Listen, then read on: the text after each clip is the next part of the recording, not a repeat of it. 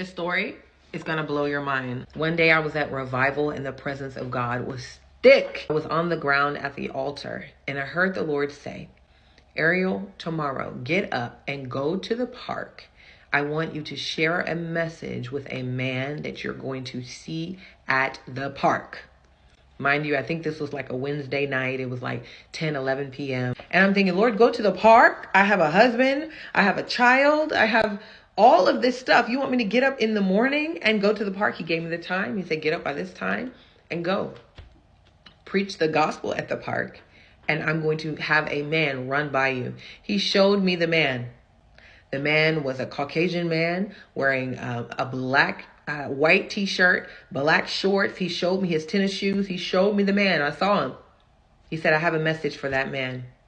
The next morning, come on, when you are full of God's spirit, you just say yes without resistance. Come on. Some people are ankle deep. Some people are waist deep. Some people are neck deep. And some people are floating. During that revival, I was floating. The will of God, I was going to say yes to it. A powerful place to be, by the way. So I said yes. I told my husband, I said, this is what I heard God say, babe. Can we get up tomorrow? Can we go to this park? And can I go preach the gospel? There's a man that's going to run by. And when he runs by, I have a message for him. My husband's looking like, but he knows who he's married to. See, it's a blessing to marry someone that knows what's on your life. So the next day we get up, we eat breakfast early. We pack our toddler in the car. We go to the car. We drive to the park. We get to the park. I start preaching the gospel at the park. While I'm preaching the gospel, about 20 minutes into it, the man runs by. You know, you believe God, but when you see God moving, it's another thing, bro. So I see the man. And I'm like, Lord, this is who you sent me to. What do I do, Lord? What do I do? The Lord's like, tell him. So I say, sir, I have a message for you. I have something that the Lord wants you to hear. Mind you, the Lord has gotten me, my toddler, my husband, out the bed early in the morning. We've driven here. I'm on the corner. I'm preaching. I'm standing here for you. The Lord has sent me here for you. The man is running by. I say, sir, there's something that the Lord has sent me here to share with you. And he runs by. And I go, sir. And he puts his hand to his watch and he motions for his watch. And he was running as if to say, I'm running and I'm trying to keep pace with my run. I don't want to slow down.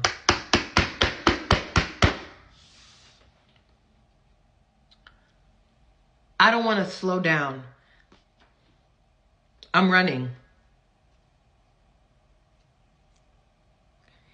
He didn't want to slow down to hear what God had to say. And of course, I know it can be weird. It's weird. There's this lady, she's preaching the gospel and she called you and she said she has something for you. I know it's strange, right?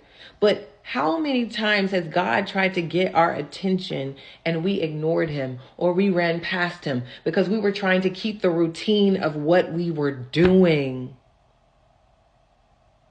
In that moment, as I'm here to minister to him and he's saying he doesn't have time for God, it's really God that he doesn't have time for. It's not me, but I felt the weight of it as I'm realizing God loved you so much to reveal you to a girl on the floor at a church service the night before, to wake her up, to send her here, to show you to him. And your response to him was, I don't have time.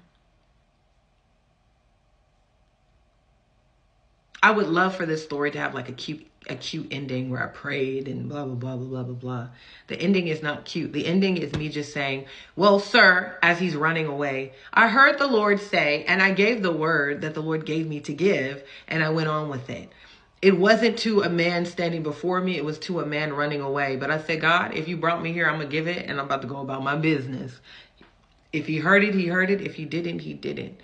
But the thing that will always settle in my heart is how many of us tell God we don't have time for him. That even as you're listening to this story, you're amazed, right? That God showed me what he showed me. And you're even maybe irritated for me that I was inconvenienced to give a message and then rejected. But how many times do we reject the creator, the Elohim? How many times do we reject him?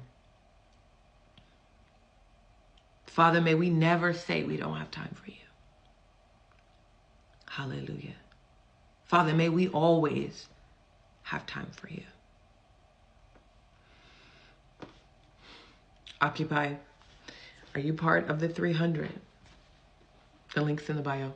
Love you, the love of Christ.